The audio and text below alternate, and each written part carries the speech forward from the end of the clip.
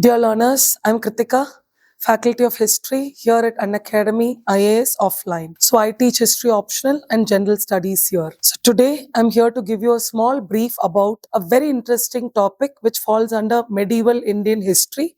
And generally students get a small doubt and they don't get a clear focus about this topic. So let's see the topic. The topic is the Bhakti movement. Now, if you look at the term Bhakti, what does Bhakti means? The term Bhakti means devotion. So, devotion to whom? Devotion to God. So, how do one devote oneself to God? That is, you surrender yourself completely. So, surrender oneself completely, that is 100%. If anyone surrenders themselves completely in the feet of God without any expectation, that is called bhakti. And if you devote yourself to God and you surrender yourself to God without any expectation, what would a person attain? The person would attain eternal bliss. So this eternal bliss, you can even call it as salvation. So we call it as mukti, we call it as moksha or nirvana or kaivalya. But here, the last ray of hope for a man was the feet of God. So this bhakti movement, it's a movement. So why do we call it as a movement? Because people participated in a large scale. And when did exactly bhakti movement emerge? So where did bhakti originate? If you look at the origin of bhakti, the origin of bhakti was at South India. South India, it was under the Pallavas. So Pallavas were the propounders of bhakti. See, the idea of bhakti was already there, but where did the bhakti concept come up? When did it become popular? When did it actually become a movement? It originated in South India under Pallavas. So during the Pallavas, there were two group of saints.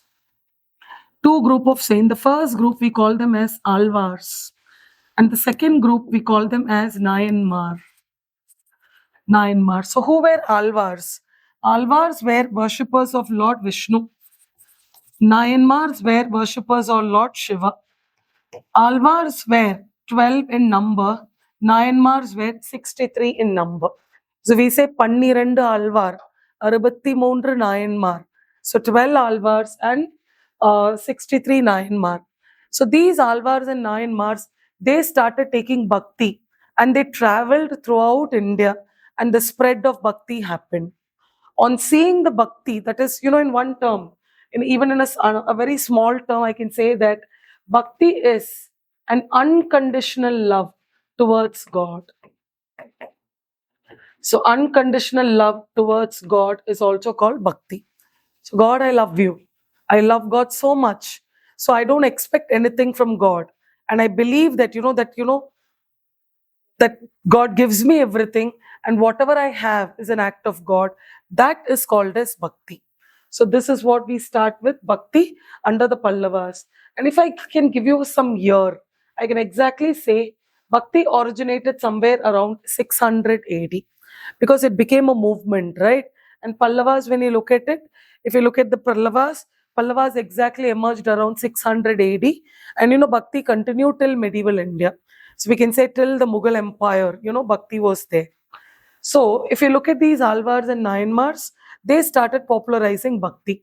So what are the features of bhakti? So let me give you a small glimpse. So bhakti promoted monotheism. So what is monotheism? Worship of a single god. Say for example, Meera worshipped Krishna. Chaitanya was a follower. He was a hardcore fan of Lord Krishna. Adi Shankaracharya was worshipping Shakti. So likewise, what is bhakti saying? Because generally in Hinduism, polytheism was very common, which means worshipping multiple gods, or henotheism, kathnotheism, that worshipping a god for a particular event was also practiced. So what is bhakti saying? Focus yourself towards one god and let that one god be your favorite god and surrender yourself to that one god. So that one god you start worshipping, that's called what? Monotheism. Bhakti promoted monotheism. Number two, bhakti requires a guru. A guru is important for bhakti, and guru is mandatory. Without a guru, bhakti cannot happen. Say, for example, we have lots of bhakti saints here. So I can give you an example here. Example number one, we can say Adi Shankaracharya, a bhakti saint. Number two, we can say Meera. Number three, we can say Ramdas. Number four, we can say Chaitanya. Number five, Kabir. Number six, I can say Akka Mahadevi, because we'll take some female saints also. Akka Mahadevi.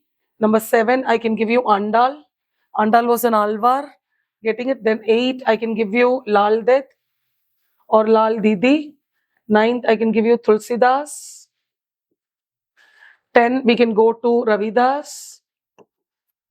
So 11, we can have Surdas. 13, we can say Tulsidas. So getting it? 14, we can say Ramanuja. 15, we can say Ramananda. Then we have Eknath, Tukaram, Namdev. There are many. So all these I've discussed in classes in detail, and I've given all short notes about all these saints. So generally I teach 20 saints to be on the worst, on the worst side of our preparation. Better to know the saints. So these are the prominent bhakti saints, and try to match it up where you need to know female saints as well. I'll give you one more. Karaikal Ammayar. So these are all the famous bhakti saints.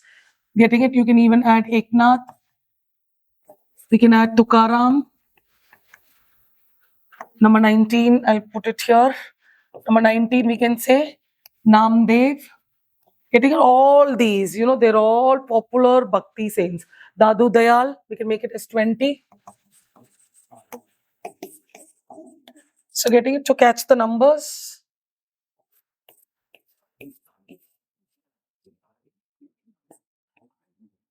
11, okay, or 12, I've missed 13, 14, 15, 16, 17, 18, 19, 20. So we missed out with 12. So 12, Madhavacharya.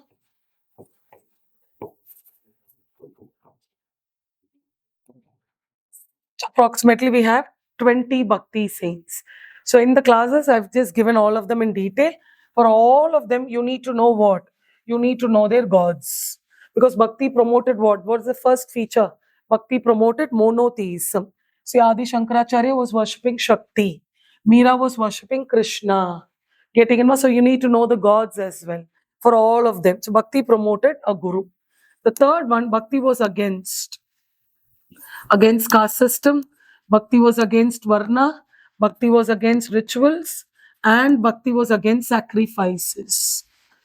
Because the medieval society was a society where sacrifices played a predominant role.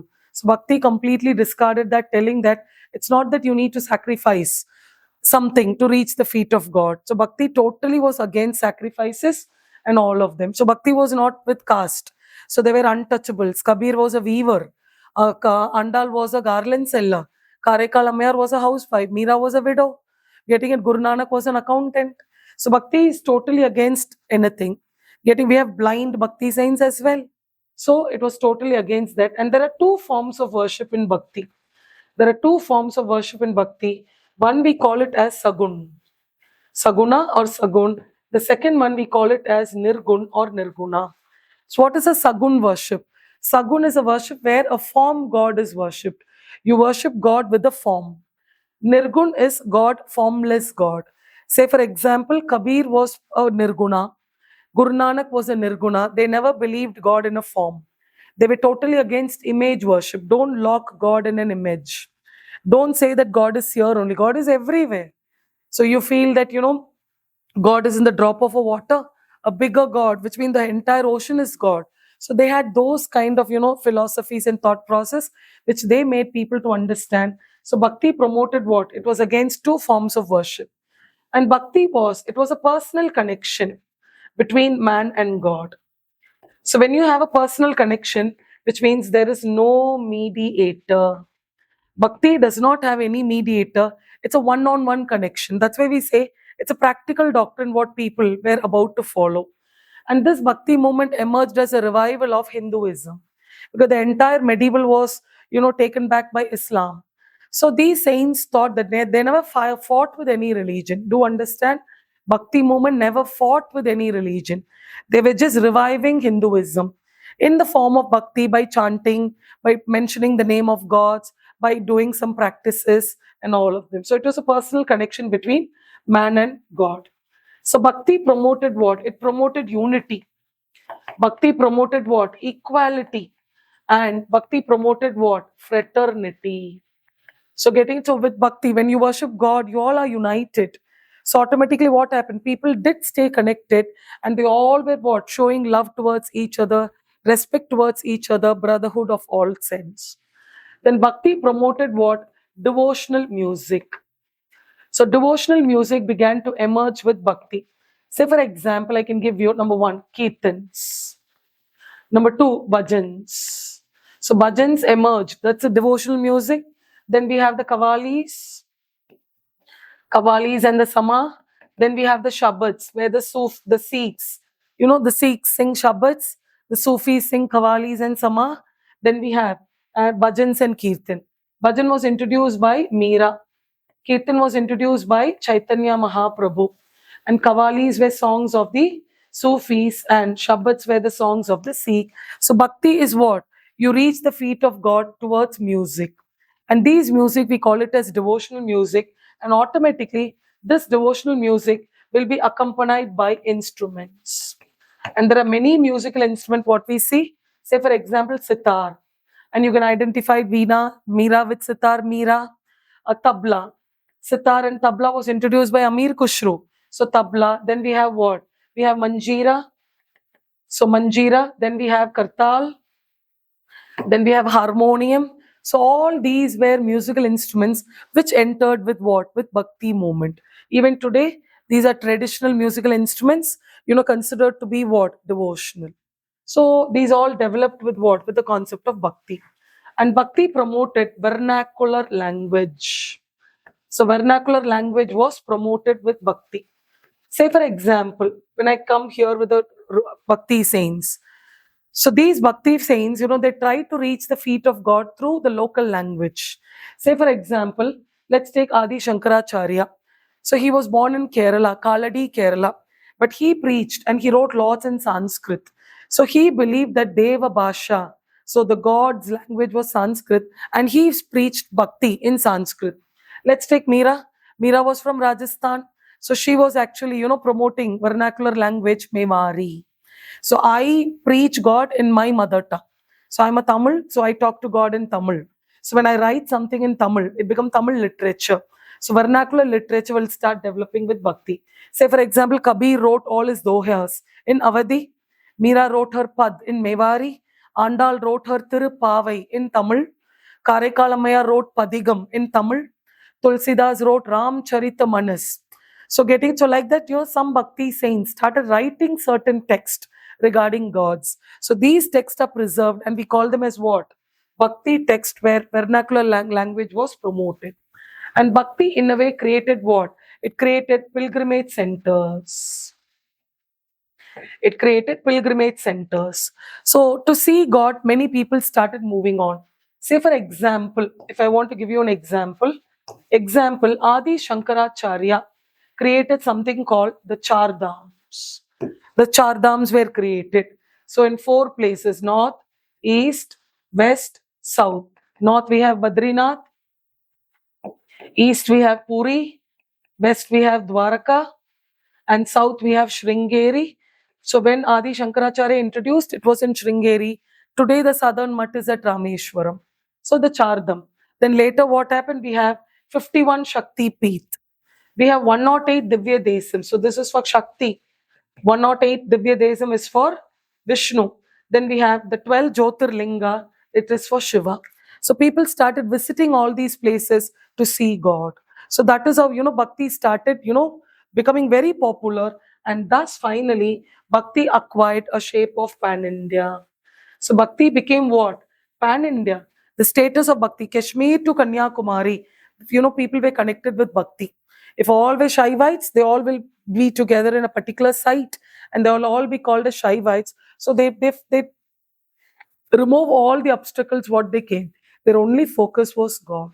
So this is what these are the 10 basic features I've briefed you regarding the Bhakti movement.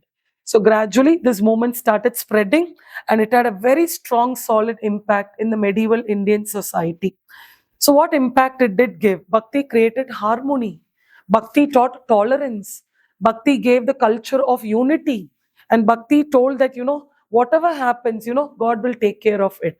Say for example, when you look at the topic called Marathas, one of the reasons for the emergence of Marathas was the Bhakti movement. Because the Marathi saints like Ramdas, Eknath, Tukaram, they created a sense of unity, solidarity, and fraternity among the Marathas. Naturally, they started acquiring all these traits. So Bhakti did have a very big impact. So for your prelims, you need to know all the Bhakti saints. So where did they come from? Number one. Number two, their gods. Number three, what was the form did they take the god on? Say for example, Meera saw Krishna as her husband. So getting it, so Adi Shankaracharya saw Shakti as a mother. Karaikal Ammayar saw Shiva as her son. So, so like that, what forms did they take also plays a very important role. So you need to know all of them. So this is about for your prelims. You need to know the small particles there. And for mains, the role of Bhakti in medieval India, what are the features of Bhakti movement or the impact of Bhakti. So I hope you had a crisp understanding regarding the Bhakti movement, and this topic is considered to be one of the important topic. So to make sure, have further reading about it. So I've given you the overall framework regarding Bhakti movement. Thank you.